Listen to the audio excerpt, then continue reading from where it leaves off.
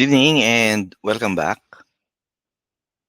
So we discussed in the previous session that a common problem encountered when working with data in the real world is missing data. Now there's no way around this, so we had to deal with this. How? Well, there are two broad ways to deal with missing data. One is where you throw up your hands and you say, I have no idea what to do with this record. We just missing fields. So you go ahead and delete that record.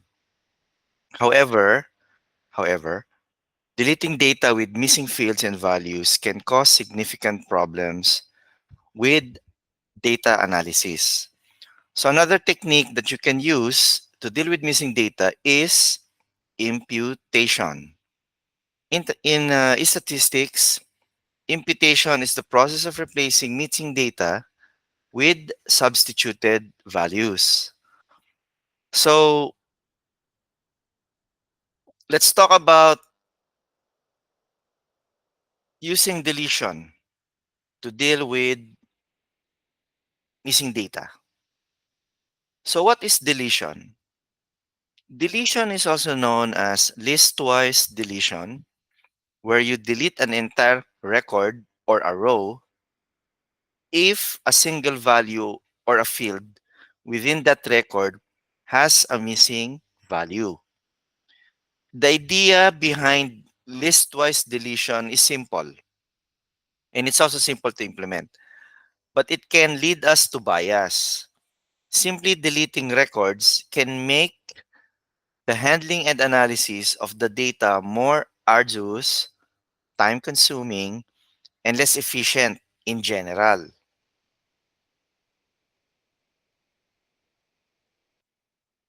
But uh, actually, one you'll often find that this method is by far the most common way to deal with missing data because simply it's the simplest. There are several problems, but there are several problems to using deletion to deal with missing data. The first of this is the fact that simply deleting records can reduce the sample size that we have to work with. For every large data set, this may not be a problem. But if our data set is small to begin with and you delete the records with missing data, you may not have that much data to analyze in the first place. The second is the problem of bias. If values are not missing at random access across, I mean, at random across your entire data set, and if you get rid of missing data, this might introduce a significant bias in your analysis. It's quite possible that after you get rid of all the records that have missing data, the data set that you have to work with is not representative of the population as a whole. And of course, that's not good. So, to overcome these drawbacks uh, introduced due to data deletion, imputation is often used to deal with missing data. This is where you'll fill in missing column values rather than deleting records with missing values. Data imputation refers to a category of techniques. It's not a simple technique. Imputation methods can be very simple indeed, or can be arbitrarily complex. The simplest way to fill in missing values is to simply calculate the average of your column of data and fill in all the missing fields with this average. Another technique is to use interpolation.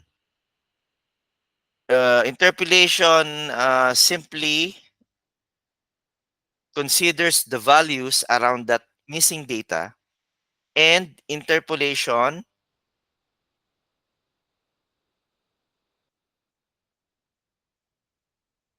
And interpolating, I mean, the missing values from the values that surround it.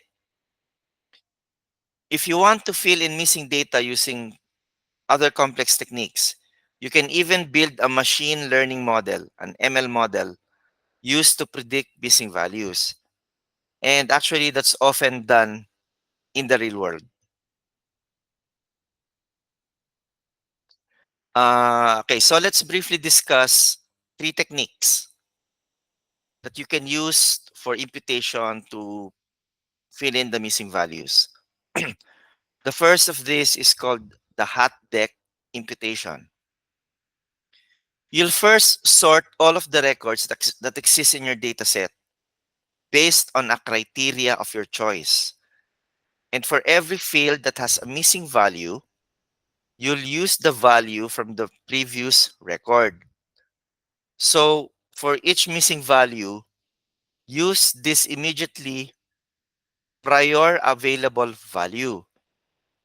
This technique is often referred to using the acronym LOCF, if you haven't heard it yet. This stands for last observation carried forward. If you're working with time series data, using this LOCF technique is equivalent to assuming that there is no change in your recording since the last time you measured the value for this field. When you use hot deck imputation using LOCF, the last observation is carried forward to fill in all missing values until all the missing fields have been filled in. And this can result in introducing significant, well, um, this can also result in introducing significant bias into your data set. And again, because of this tendency to introduce bias, LOCF is also not often used in practice. So there's another imputation technique that we can use to deal with missing data, and this is called mean substitution.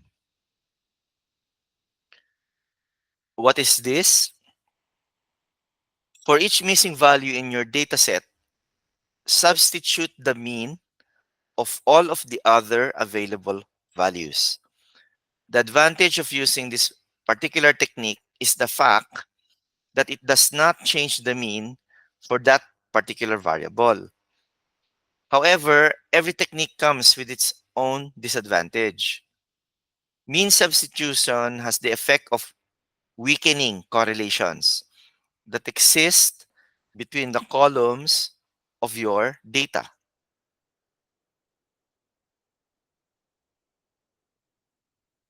When you use mean substitution, there is no relationship between your inputted variable and the other variables that exist in your data.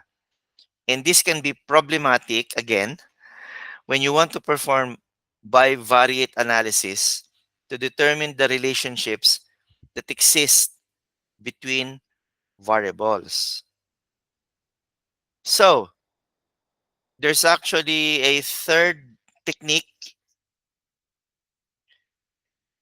and this is called fitting a model or regression. You can fit a regression model to predict missing columns based on other column values. The use of regression imputation has the opposite effect of mean substitution, which is actually a better resolve. Regression tends to strengthen correlations between your variables. The variable that you use to predict the missing value will be more strongly correlated with that missing value. Thus, every imputation techniques actually has its own set of trade-offs. Regression and mean substitution have complementary strengths, and you might want to choose one over the other based on your problem statement.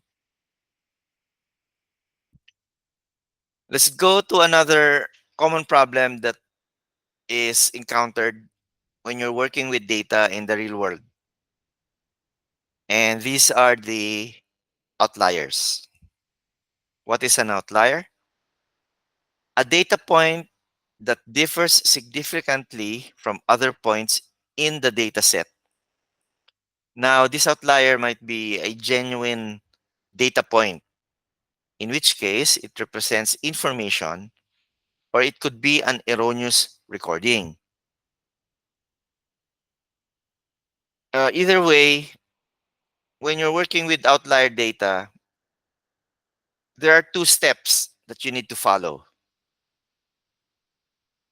The first step is to identify outliers that might exist, and the second step is to cope or deal with these outliers.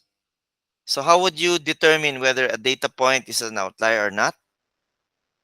One way is to see the distance of that data point from the mean. This is also called the average of the data set as a whole. Now, this works well if you're working with univariate data or data that has just one variable. Another way of identifying outliers is to plot all of your data points in some kind of coordinate plane and fit a line on that data. Points that are far away from this fitted line can be considered outliers. Now, once you've identified points that are outliers, according to these two methods, there are now three broad techniques that you can use to deal or cope with this. One, you can either drop all points so that you ignore outliers altogether, and this is what you choose to use if you feel that outliers are genuine errors in measurement. Or you can replace outlier data with a certain maximum or a minimum. This is otherwise known as a cap or a floor. You can cap or floor your outlier data points, and this will allow all of your points to lie within the range of your choice. Or the third way to deal is to set the outlier data points to a mean or average value. Let's now talk about the first of the two techniques I've mentioned in the previous slide. And this is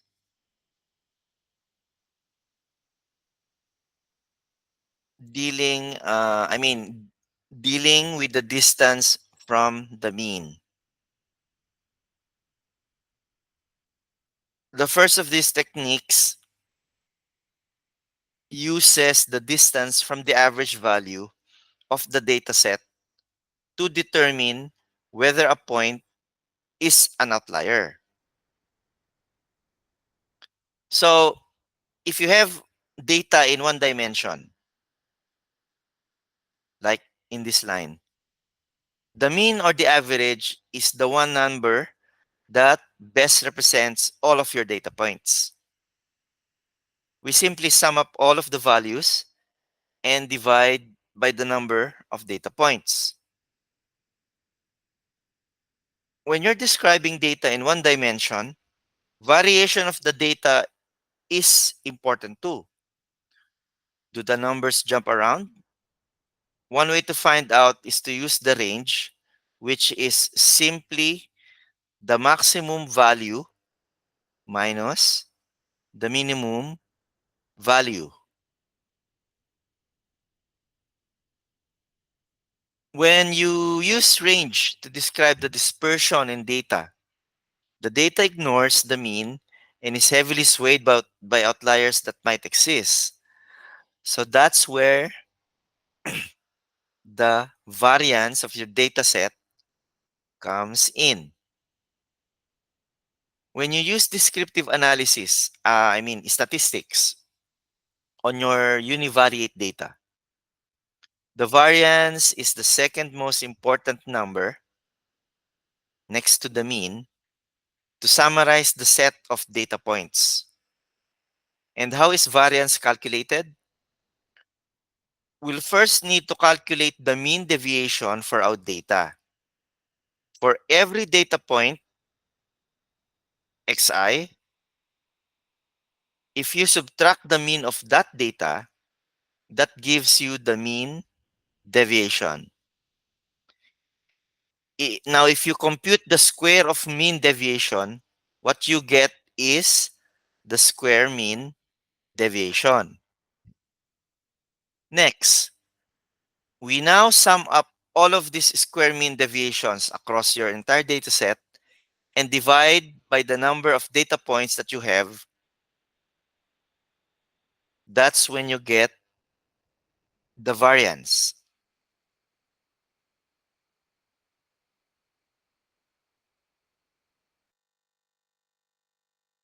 Rate of the variance for a particular data set can be improved by, let's say, tweaking the denominator that you see here. Instead of n, we now use n minus 1. This is also called the Bessel's correction. And it was proven that this gives you a better estimate of the variance. Now, the standard deviation is another term that you might have heard. The standard deviation can be calculated from the variance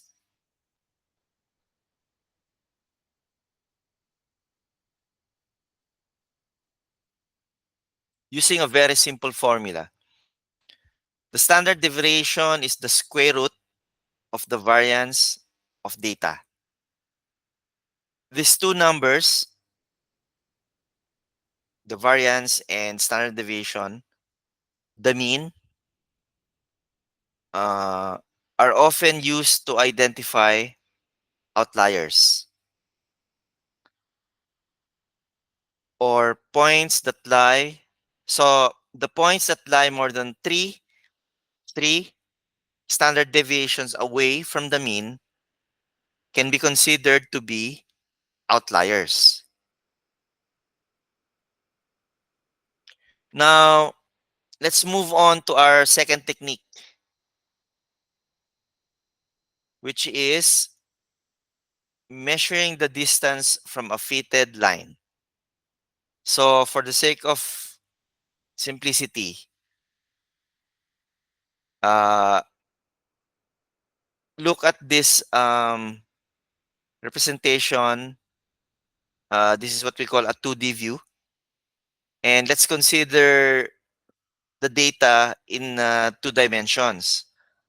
You can see very clearly here from this graph that there exists a relationship between x and y for this data. It's possible to express this relationship using some kind of mathematical formula. Outliers might be data points that do not fit into the same relationship as the rest of the data. So you might imagine that there are points on this coordinate plane that lie far away from the existing points. They do not fit into the same relationship. So these points can be considered outliers.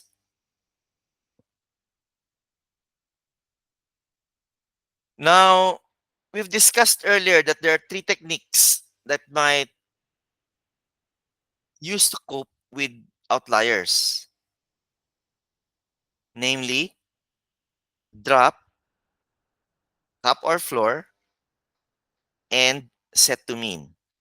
Let's consider dropping the data point or setting the data point to the mean first. The first step is always to scrutinize the outliers and see why they exist. Let's ask ourselves, do they represent genuine points or are they erroneous observations? If they are erroneous observations, then you'll drop if all of the attributes of that point are erroneous or wrong. If, for a particular record, all of the fields are wrong observations, then there's no point in having that record in there. You'll simply drop the data. Now, you might choose to replace a particular data point with the mean instead, if only one attribute of a record is erroneous. This means that all of the other attributes of that record hold information and you don't want to lose that information. You'll set the particular field which has an outlier value to be the mean. Now, what if the outlier data point is not a mistake? So it's a genuine, legitimate outlier after all. So there are several options open for you. First, first, you can leave it as is. If the model that you're trying to fit on the data is not distorted in any way. If the outliers do not affect your analysis, you leave it as is. If outliers do affect your analysis, you may now cap or floor the analysis. The outlier, I mean. We'll first need to standardize the data. What does this mean? Standardizing the data involves subtracting the mean value of the data from all of the data points and dividing by the standard deviation. So all of the data points will then be expressed in terms of what we call z-scores, or the number of standard deviations away from the mean. We'll cap all positive outliers to be just 3 standard deviations away from the mean, and you'll floor negative outliers to be negative 3 standard deviations away from the mean.